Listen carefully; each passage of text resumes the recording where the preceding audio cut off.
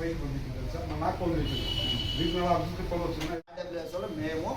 ఇప్పుడు సర్పంచ్ గారు ఆయన ఇప్పుడు వచ్చిన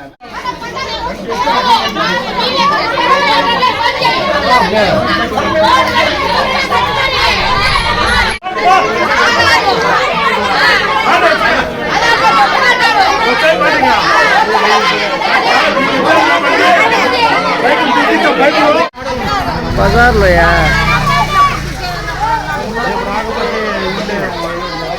ఇది బజార్లో ఉన్నాయా? నేను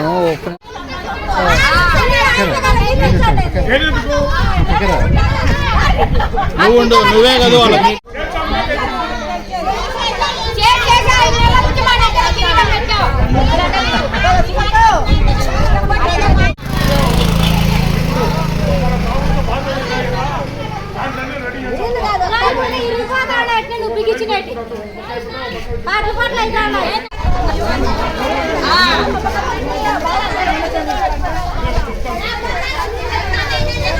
నగర్ కాలనీ సార్. మేము మాకు గత 5 నెలల క్రిందట నుంచి నీళ్ళే రావడం లేదు.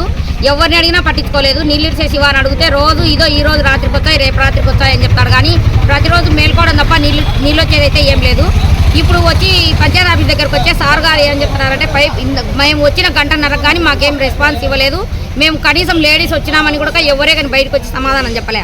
ఇప్పుడు మళ్ళీ మేమందరము మేము లోపలికి మేమే పోతా ఉంటే వచ్చి పైపులు దింపుతాము, నీళ్ళు వచ్చే కనుక పట్టుకోండి, ట్యాంకర్లు అయితే రావు, ట్యాంకర్లు మేము మాకు బాధ్యత కాదు, వచ్చే పట్టుకోండి, లేకుంటే ట్యాంకర్లు అయితే రావు అని చెప్తున్నారు. మేము మాకు కనీసము రాజీవ్ నగర్ కాలనీకి పెద్ద ఎవరు అనేది కూడా ఇంతవరకు తెలియదు. అది వచ్చి చూసిన వాళ్ళు కూడా లేరు సార్. ఇంతవరకు మాకు పట్టించుకోవడమే లేదు. రాజీవ్ నగర్ కాలనీ అంటేనే తరంగాని కాలనీ అని అయిపోయినట్టు అయిపోతుంది. మాకు నీళ్ళు అంటే ఎవరు అనుకోవడమే లేదు.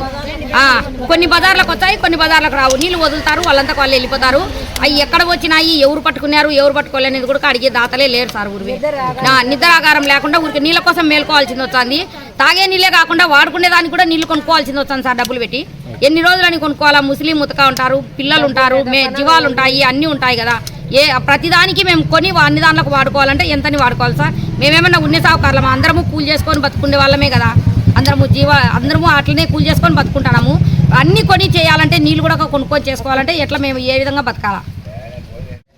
ఓట్లుగా పరిగెత్తొస్తారు. ఇల్లు తెప్పకోకుండా అమ్మగారులారా అక్కగారులారా మీకు దండము అంటారు. ఈ వద్దు మాకు ముసలోళ్ళకు ఎవరు దండం పెట్టేవాళ్ళు? దండం పెట్టద్దు.